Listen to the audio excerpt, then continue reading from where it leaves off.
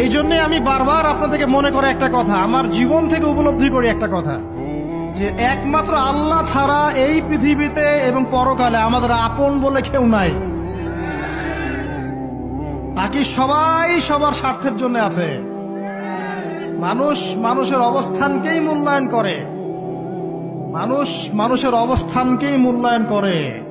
আল্লাহ রাব্বুল আলামিন আপনার ভিতরটাকে ভালোবাসেন। দেখেন, আপনি যখন নামাজ পড়েন নাই, আল্লাহ পাক কিন্তু আপনাকে ধ্বংস করে দেন নাই। আল্লাহ পরম করুণাময় আপনাকে হেদায়েত দিয়ে নামাজি বানিয়ে দিয়েছেন। জীবনে অনেক পাপ করেছেন, ইনস্ট্যান্ট আল্লাহ পাক শাস্তি দিতে পারতেন, আল্লাহ পাক দেন নাই। আল্লাহ আপনাকে ভালোবাসেন, আল্লাহ আমাকে ভালোবাসেন। আল্লাহ পাকের এই ভালোবাসার ঋণটা শোধ করার জন্য হলেও নামাজি হয়ে যান,